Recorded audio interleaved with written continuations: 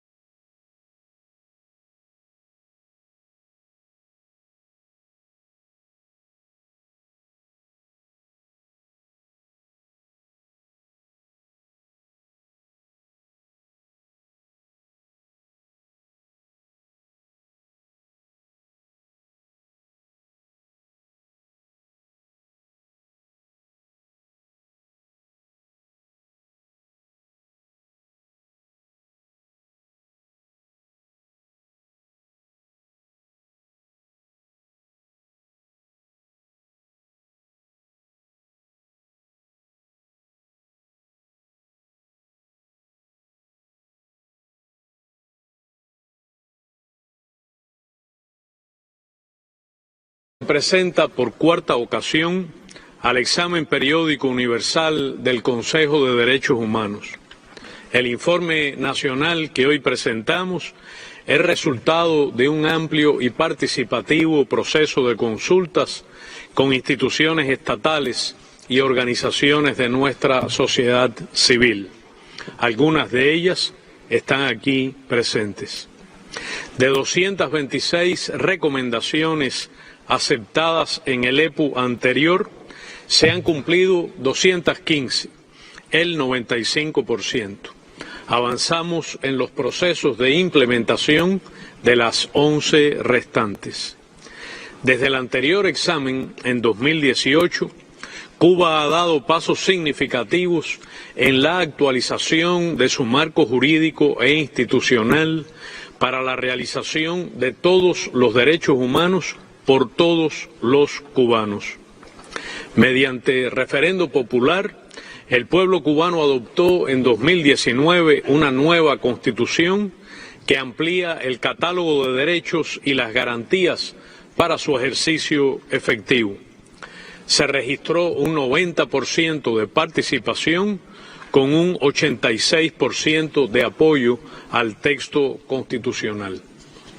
En los últimos 4 años se han aprobado 129 normas jurídicas de rango superior, que es un hecho sin precedentes en Cuba en tan corto tiempo.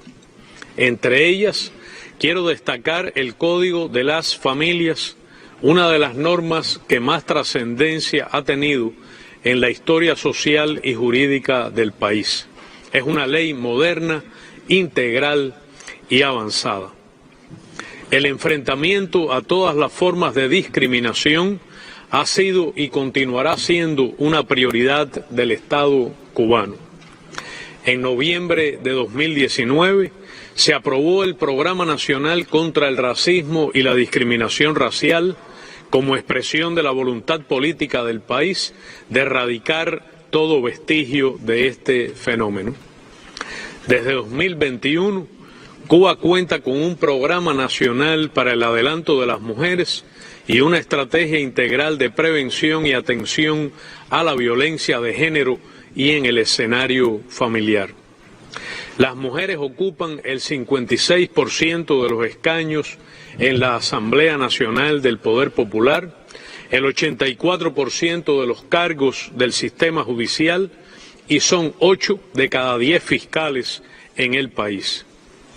En 2021 se constituyó la Comisión Nacional para la aplicación de las disposiciones de la Convención sobre los Derechos de las Personas con Discapacidad y en junio de 2023 se creó la Asociación Cubana de Personas en Situación de Discapacidad Intelectual. Solo un mes después, el Parlamento Nacional adoptó la Política Integral de Atención a la Niñez, Adolescencia y Juventudes en Cuba. Se ha avanzado significativamente en materia de legislación penal, tanto procesal como sustantiva, y se ha reforzado el debido proceso. Desde 2018 hemos presentado informes exhaustivos ante 4 órganos de tratados, los relativos a discriminación racial, personas con discapacidad, tortura y derechos del niño. Se han desarrollado diversas acciones de cooperación con la Oficina del Alto Comisionado de las Naciones Unidas para los Derechos Humanos y en julio pasado se celebró un productivo encuentro del presidente de la República, Miguel Díaz-Canel Bermúdez, con el alto comisionado, excelentísimo señor Volker Turk. En mayo de 2023, la relatora especial sobre el impacto de las medidas coercitivas unilaterales en el disfrute de los derechos humanos realizó una fructífera visita académica a Cuba. Tuvimos también la oportunidad de recibir en nuestro país el pasado mes de junio al vicepresidente del Comité de los Derechos del Niño. Señora vicepresidenta, el bloqueo económico, comercial y financiero impuesto por los Estados Unidos contra Cuba constituye una violación masiva, flagrante y sistemática de los derechos humanos de los cubanos. Desde el anterior examen, el bloqueo se recrudeció significativamente con la aplicación de más de 240 medidas coercitivas unilaterales adicionales y la fraudulenta inclusión de Cuba en la espuria lista de países patrocinadores del terrorismo elaborada por el Departamento de Estado estadounidense. Desde abril de 2018 hasta febrero de 2023, el bloqueo ha causado daños y perjuicios a Cuba estimados conservadoramente en el orden de los 24.700 millones de dólares. A precios corrientes, los efectos acumulados en más de 60 años de bloqueo superan los 159.000 millones de dólares. Durante la pandemia de COVID-19, las sanciones contra Cuba, a diferencia del resto, fueron endurecidas deliberadamente a niveles extremos. Se le impidió a Cuba adquirir ventiladores pulmonares de subsidiarias de compañías estadounidenses y partes, piezas e insumos para la producción industrial de las muy eficaces vacunas cubanas. Se obstaculizó la adquisición de oxígeno medicinal en terceros países y quedó demostrada la exigencia de una licencia específica para hacerlo desde los Estados Unidos. Hace solo 13 días, la Asamblea General de las Naciones Unidas reclamó por abrumadora mayoría el cese de esta política que provoca daños directos e indirectos, sufrimientos, carencias y ansiedad a las familias cubanas y es la causa fundamental del escaso abastecimiento de medicinas y alimentos, incluso para la canasta básica normada, que es insuficiente, pero que todos reciben de manera altamente subsidiada. El bloqueo es el principal factor en los precios exorbitantes, la devaluación de la moneda y los salarios, en los agobiantes cortes eléctricos, en las limitaciones en los servicios de primera necesidad, con efectos negativos también en la salud y la educación. Es, además, causa determinante en el incremento actual de los flujos migratorios.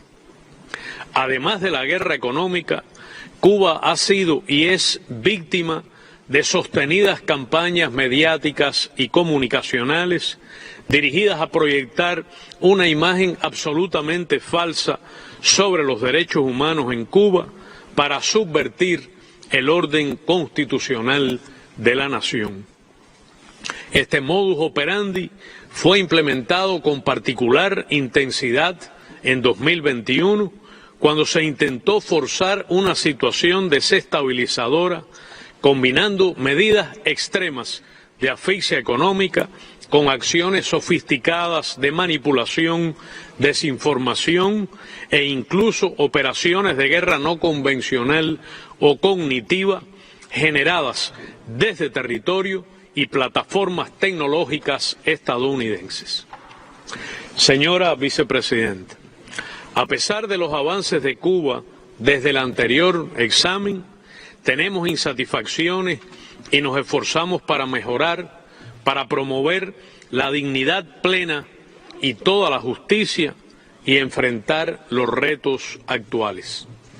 Cuba continuará perfeccionando su marco institucional y jurídico para la protección de los derechos humanos y seguirá promoviendo la construcción de una sociedad cada vez más libre, democrática, justa, solidaria, participativa y socialista. Como miembros recién reelectos de este Consejo, daremos nuestra mayor e invariable contribución al diálogo y la cooperación internacional en estas materias. De manera soberana, avanzaremos en la cooperación con los mecanismos de derechos humanos de las Naciones Unidas sobre la base del diálogo respetuoso y constructivo. La comunidad internacional podrá contar siempre con Cuba para defender la paz y el multilateralismo y promover la realización de todos los derechos humanos para todos. Muchas gracias.